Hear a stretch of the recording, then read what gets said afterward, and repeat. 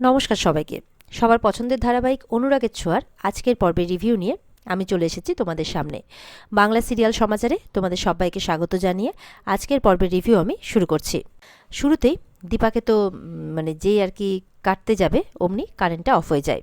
Doctor বলছে কি হলো, বাইরে এসে জানতে পারে যে বাজ পড়েছে, তাই সমস্ত কারেন্ট বন্ধ হয়ে গেছে। রূপা বলছে এটা ভগবানেরই ইঙ্গিত, প্লিজ আমার মাকে নিয়ে কাটাছেড়া করবেন না, আমরা এইভাবে মাকে নিয়ে যেতে চাই। তারপর বাড়ি নিয়ে গিয়ে সাজিয়ে এই বলে কাঁদতে শুরু করে। সোনাও কাঁদছে, দুজনকে সামলাচ্ছে। অবিনাশ বলছে যে আমি একটু পারমিশন নিয়ে আসছি, তারপর আপনাদের যেটা ফর্মালিটিস করার আপনারা করবেন আর বডি রিলিজ করবেন। কিছুক্ষণের মধ্যে অবিনাশ পারমিশন নিয়েও চলে আসে আর ডাক্তারকে বলছে কজ অফ ডেথ যেটা সার্টিফিকেট রেডি করার সেটা আপনারা করুন, আর বডিকে নিয়ে যা যা ফর্মালিটিস করার করুন, করে আমাদের বডিটা রিলিজ করুন। এরপরে কিছুক্ষণের মধ্যে কজ অফ ডেথ সার্টিফিকেটও যেটা বের করার সেটা বের হয়ে যায়, যেখানে লেখা আছে হার্ট অ্যাটাক। আর সেই ফর্মের মধ্যে হাজব্যান্ডের সিগনেচার লাগে, কিন্তু ডক্টর বলছেন যেহেতু হাজব্যান্ডের সাথে একটা প্রবলেম হয়তো ছিল ওনার, সেই জন্য ওনার মেয়েরাও সিগনেচার করতে পারেন। রূপা এরপরে বলছে সোনাকে যে এখানে বাবাকে সইটা করতে হবে আর আমাদেরকে করাতে হবে, এটা আমাদের কর্তব্য। তখন সোনা বলছে যে দাঁড়াও আমি চেষ্টা করছি, এই বলে সূর্যের কাছে গেছে। সূর্য কিন্তু মনে মনে দীপাকে নিয়ে ভেবে যাচ্ছে, এই তো মাত্র কটা দিন আগেই আলাপ, আমি তো আপনাকে নিয়ে ভাবতে শুরু করেছিলাম, আমার যেন বিশ্বাস হচ্ছে না যে আপনি আর এইভাবে ভাবছে। তখন সোনা সূর্যের কাছে যায় যে বাবা, তো যিনি মারা গেছেন ওনার একটা পেপারসে তোমাকে সই করতে হবে। বলে আমি কেন সই করব, উনি তো। তখন সোনা বলছে না, তুমি কেউ হও না, কিন্তু তুমি তো একজন ডক্টর, তো সেই জন্য তোমাকে সিগনেচার করতে হবে, এই বলে বুঝিয়ে বাজিয়ে নিয়ে যাচ্ছে।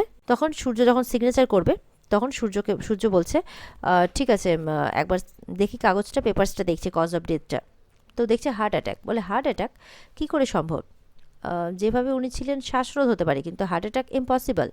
তখন ওখানে অবিনাশটা আসে, বলে কি বলছেন আপনি। বলে হ্যাঁ, হার্ট অ্যাটাক ইম্পসিবল হতে পারে না, যারা ক্যান্সারের সাথে লড়াই করছে তাদের হার্ট অ্যাটাক হতে পারে, বা heart attack is common factor, কিন্তু এইভাবে ওনার হার্ট অ্যাটাক হতে পারে না, এইভাবে শিওর হয়ে বলছে। বলে হ্যাঁ আমি একজন ডক্টর, আমি সেই হিসেবে শিওর হয়ে বলছি।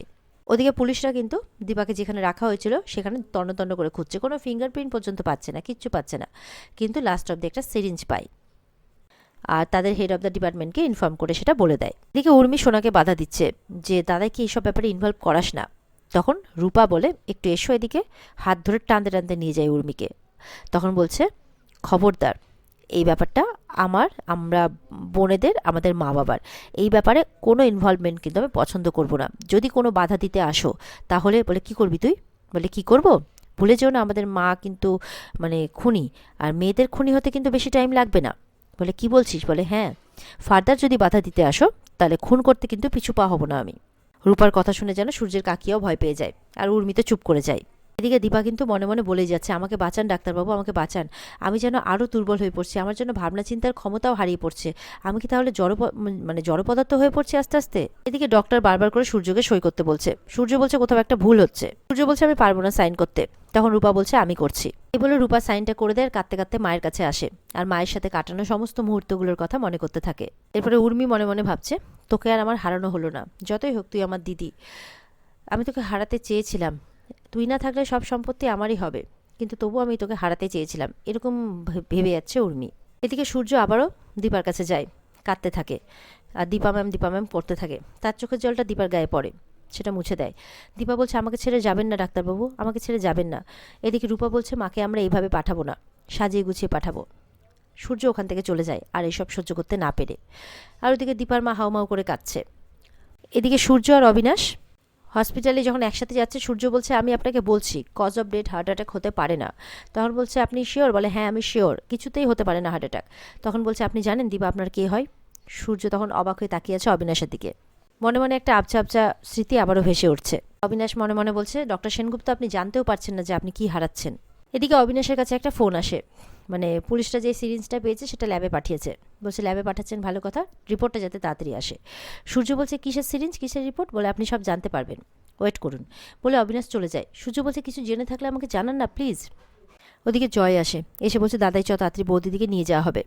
বলে বৌদিদি, কে বৌদিদি। এবার জয় বলছে বেরিয়ে গেছে তো মুখ থেকে, কি বলবে বুঝে পাচ্ছে না।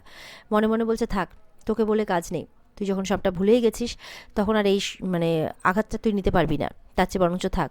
বলছে না না, আসলে বৌদির মতোই তো, তাই বেরিয়ে পড়েছে, দীপা ম্যামকে নিয়ে যাবে, চল। সূর্যকে নিয়ে যায়। ওদিকে দীপাকে একদম নতুন বউয়ের মতো সাজানো হয়েছে। লাল বেনারসি পরিয়ে, কপালে কলকা এঁকে টিপ পরিয়ে সাজানো হয়েছে। সবাই কাঁদছে। তখন সেখানে এসে পড়ে কুন্তলা।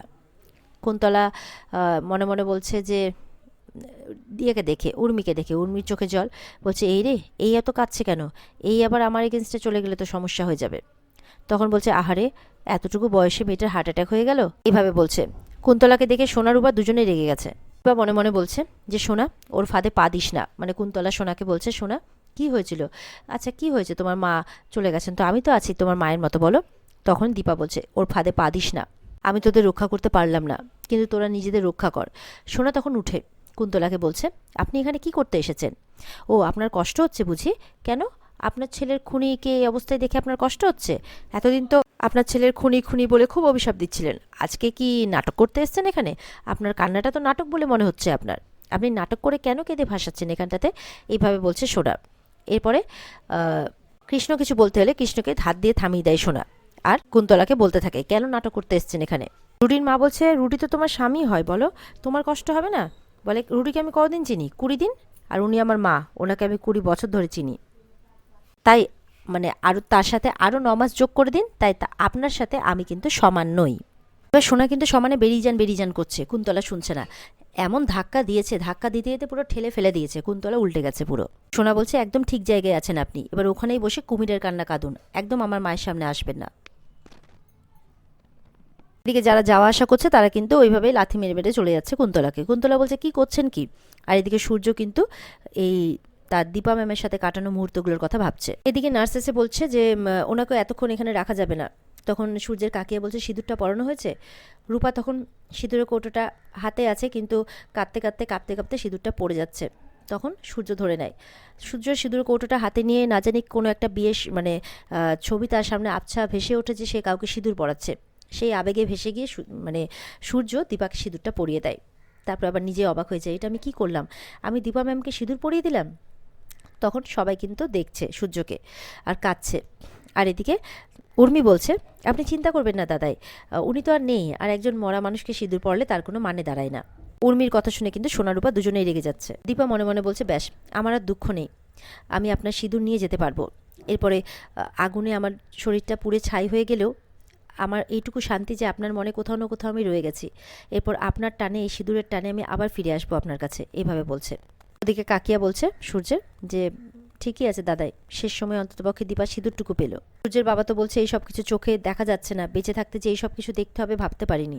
বলছে, তুমি আমার বড় মেয়ে, তুমি আমার সংসারের জন্য অনেক কিছু করেছো, আমার তোমাকে প্রণাম করা উচিত। এই বলে দীপার পা ধরতে যাবে কি, তখন দীপা মনে মনে বলছে, না না ঠাকুর, আমাকে দিয়ে এই পাপ করিও না, বাবা যেন আমার পায়ে হাত না দেন, আমি যে আর বাবাকে প্রণাম করতে পারবো না। দেখা যাচ্ছে সূর্যের বাবা হাত দিতে দিতেও দেন না, উনি আশীর্বাদ করছেন, বলছে, আমি আশীর্বাদ করছি তোমাকে, সেই জন্মে তো তোমাকে আমরা সুখী করতে পারলাম না, পর জন্মে তুমি সুখী হয়েও, এটা বলে উঠে যান।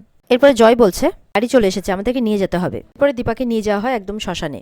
সবাই সাদা কাপড় পরে ফেলেছে, চিতা সাজানো হয়ে গেছে। একজন বলছে, সধবা তো, কাজ কে করবে, স্বামী কোথায়? এরপরে সূর্যের বাবা বলছে, চল সূর্য। সূর্য বলছে, আমি কেন যাবো, পুরোহিত মশাই তো বলছেন যে স্বামী কোথায়। কুন্তলা কিন্তু আড়াল থেকে সব দেখছে। আর এখানে আজকের পর্ব শেষ হয়ে যায়। তো বন্ধুরা, এই ছিল আজকের পর্বের রিভিউ। ভালো লেগে থাকলে পর্বকে লাইক কমেন্ট করে জানাতে ভুলবে না, আর আমাদের সাথে জুড়তে আমাদের চ্যানেলকে সাবস্ক্রাইব করতেও ভুলবে না। পর্বের বিস্তারিত দেখতে স্টার জলসার পর্দায় চোখ রাখবে। দেখা হচ্ছে আগামীকালকে, সবাই ভালো থাকবে, টাটা।